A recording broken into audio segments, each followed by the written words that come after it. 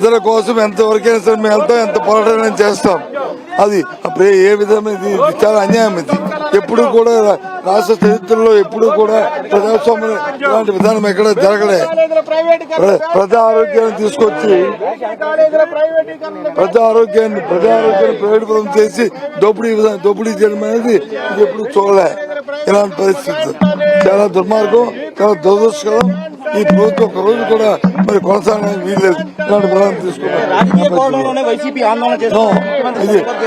ఇది రాజకీయంతో సంబంధం లేదు, ఇది రాజకీయాలతో సంబంధం లేదు, ఇది రాజకీయ సంబంధం లేదు. ఇది కేవలం కోసమే. వైఎస్ఆర్ కాంగ్రెస్ పార్టీ ఎమ్మెల్సీల ఆందోళన కొనసాగుతూనే ఉంది సార్. ఇవాళ ఎట్టి పరిస్థితుల్లో కూడా ఈ రోజు ఈ అంశం పైన చర్చించాలని చెప్పేసి YSR Congress party MLC demand చేస్తున్నారు. ఏమైందండి? ప్రతి చోట కూడా ఈ దేశంలో ఉన్నటువంటి అన్ని శాసనసభల దగ్గర కూడా శాసనసభ గేట్ వరకు వెళ్లి ఎమ్మెల్సీలు నిరసన తెలియజేస్తారు. దాన్ని కవర్ చేసేటువంటి స్వేచ్ఛ మీడియాకు ఉంటుంది. కానీ ఆంధ్రప్రదేశ్ శాసన మండలి దగ్గర మాత్రం, శాసనసభ దగ్గర మాత్రం ఆ స్వేచ్ఛ లేదని పోలీసుల చేత అడ్డుకుంటున్నటువంటి పరిస్థితి.